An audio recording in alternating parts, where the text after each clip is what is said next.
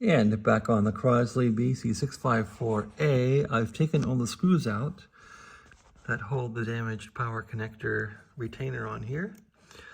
I still can't get the wires out because I need to kind of break off some of that.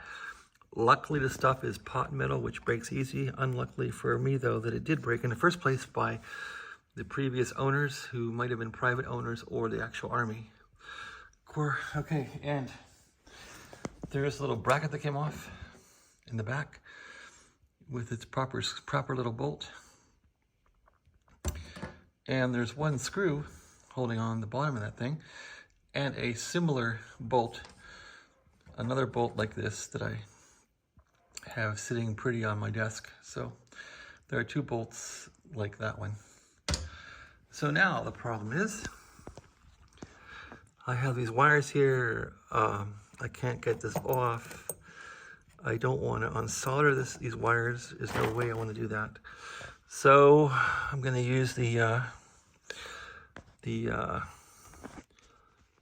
Brutus method here and simply grab this thing with some needle nose maybe and crack it off. Let's try that. Yep, looks like it cracked off pretty easy. Sure did. Now this should come right down, I hope, without scratching the wires. Not quite yet. Let's take a look. What's causing it to be held up? Looks like it's off. Oh, there it comes. Yep, they just fell apart. So there's my little power retainer in all of its glory. So luckily, there's a little gasket on here, which looks to be stuck to the frame. I'm probably not going to touch that gasket. I'm going to leave it alone. I might be able to use this thing to trace out the dimensions of this thing to get my aluminum block to match. I don't have a machine shop here. I have a grinder and a drill and maybe some hole saws. So that's what we got around here. I almost would like to get that gasket off of there. I'm probably going to have to take the gasket off, use it as a tracing mechanism, because it's a good little template. I don't want to split it in half. Well, maybe I can. Nope, it's going to have to get cut in half. Well, and what else? They have a little grommet here, which is now hard rubber. The wires look like they've survived all the abuse from having no retainer for a long time. I don't really want to muck with those wires, leave them alone.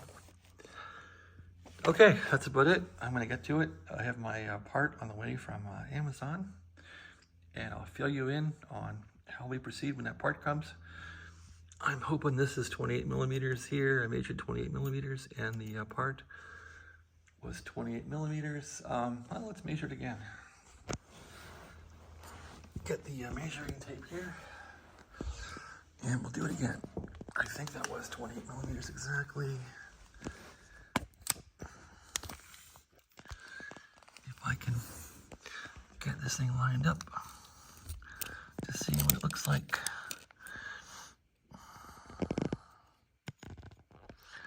I think the camera has better eyes than I have. Okay, millimeter scale.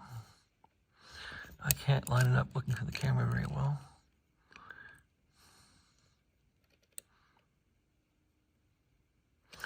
Looks to be 24, 25, maybe 28 was wrong. I thought I had this thing matched up pretty well.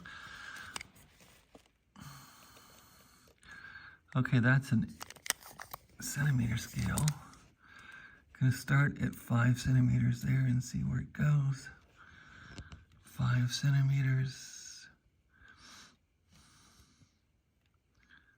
6, 7.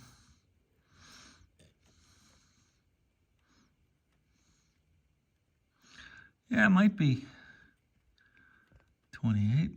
Looks pretty darn close. I guess if it's off a bit, I'll have some metal work to do. Looks to be 28 outside diameter. Let's see.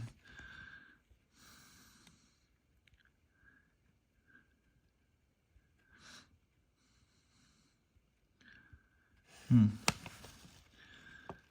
looks real close, doesn't it? Might be 28, phew, or 29. It's real close to 28. Well, we'll see. When Amazon comes, I'll see what happens. Might need to buy a hole saw and do some hacking. Thanks for watching. Have a great day. Yeah, I don't like repairing this thing. I don't like doing metal work, but I got no choice. A friend of mine suggested taking this apart, putting an octal thing on here like a tube socket, but I already made the big cable for this thing, so I don't want to do that. I just want to use what is here. And this cable also works on the PE 103 inverter, dynamotor, and it also works on the generator. So I don't, excuse me, have much motivation to change this cable. Okay, well, that's about it. Thanks for watching. Have a great day.